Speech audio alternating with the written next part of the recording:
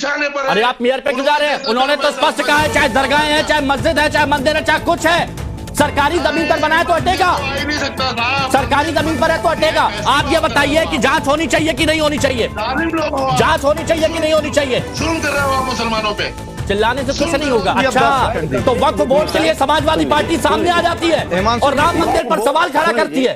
सुन लीजिए, आइए देखते हैं, बैठचंद मजा आएगा।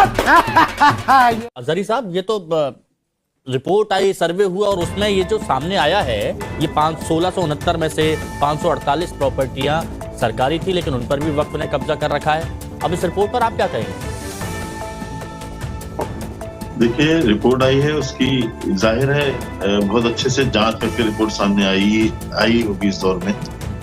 तो अगर वो वाकई सरकारी संपत्तियां हैं तो उनको खाली कराने में हमें किसी तरह की परेशानी नहीं। लेकिन जिस तरह से ये वहाँ की सांसद, वो वहाँ की जो है मेयर है प्रमिला पांडे, अभी नाम शायद बताया, तो प्रमिला पांडे जी जो बोल रही हैं कि जमीनें हमारी हैं, सरकारी जमीनें उनकी कैसे हो गई? आपने इस पर भी तो आपत्ति आपको दर्ज करनी चाहिए नहीं?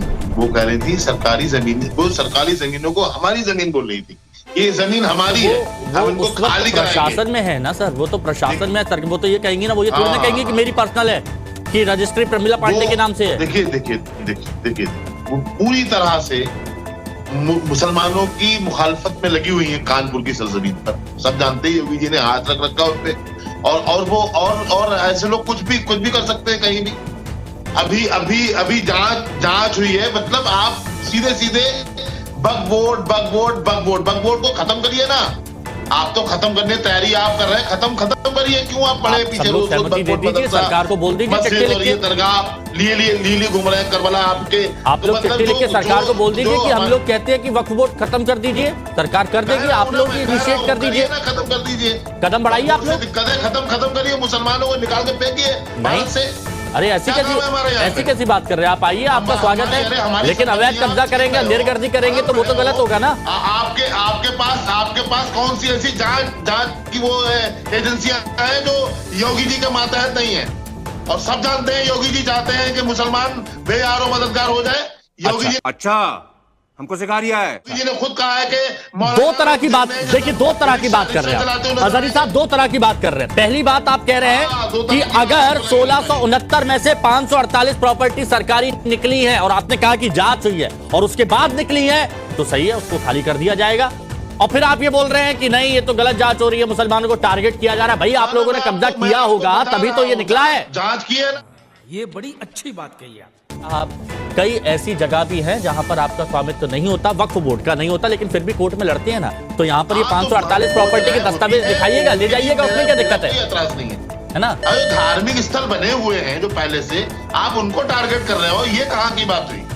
अरे तो अगर अवैध सरकारी जमीन पर बने हुए हैं तो फिर सरकारी, अभी तो वहां पर कुछ भी, कई जगह ऐसा देखा गया है कि कहीं पर मजार बना दी गई और कह दिया गया भैया ये तो वक्फ का हो गया। ऐसे कैसे? और सरकारी, और बता देते हैं कि धार्मिक स्थल है। भी बने हैं, नहीं, आप बोल देते हैं धार्मिक स्थल है, कहीं पर मजार बना दिया जाए, कुछ कर दिया जाए।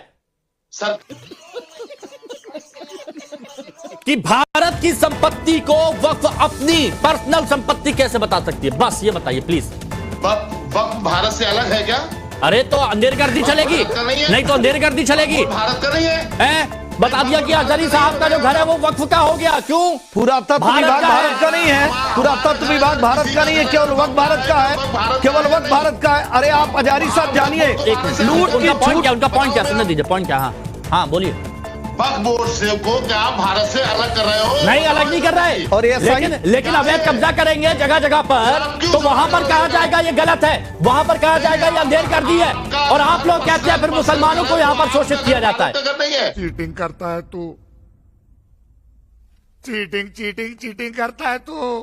अवैध कब्जे की डेफिनेशन खाली वक्फ बोर्ड पे लागू क्यों कर रहे हैं? अच्छा, हमको सिखा रिया है। अच्छा, तो वक्फ बोर्ड के लिए समाजवादी पार्टी सामने आ जाती है और राम मंदिर पर सवाल खड़ा करती है। सुन लीजिए, वक्फ बोर्ड पे नहीं, आप अगर कहीं भी अवैध कब्जा है, आप गलत तो गलत बोलिए, आप बताइए ना, आप बताइए अशोक यादव जी बताइए, आज बताइए कि गलत को गलत क्यों नहीं कहते आप? अवैध कब्जा है तो अवैध कब्जा है, कह रहा हूँ, आप सुनना नहीं चाहते हैं। मैं वक्फ पे आज चर्चा कर रहा हूँ, वक्फ पे बताइए।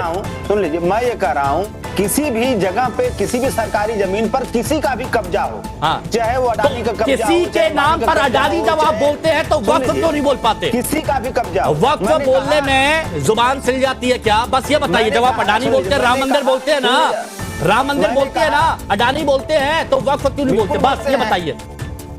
मैं तो बोल रहा हूँ भाई, हिमांशु जी, आप 10 कैसे बोलोगे? हिमांशु मुझे जी, है मैंने परेशानी, कहा- मुझे है मैंने परेशानी, कहा- एक तरफा नैरेटिव से परेशानी है मुझे, एक तरफा परेशानी। सुनिए सुना, एक तरफा नैरेटिव से परेशानी और होनी भी चाहिए। सूर्य प्रकाश बैसल जी बोलिए।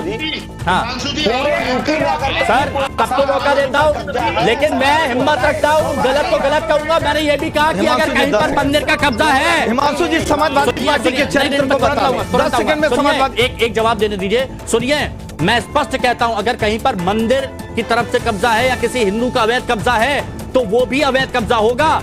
वहां पर मैं ये नहीं कहूंगा कि हिंदुओं को परेशान किया जा रहा है, पीड़ित किया जा रहा है, शोषित किया जा रहा है। एक तरफा नैरेटिव नहीं रखता हूं। 7 बार बोल रहे हैं, पढ़ने लिखने वाले छात्रों को राजनीति से दूर रहना चाहिए, हैं?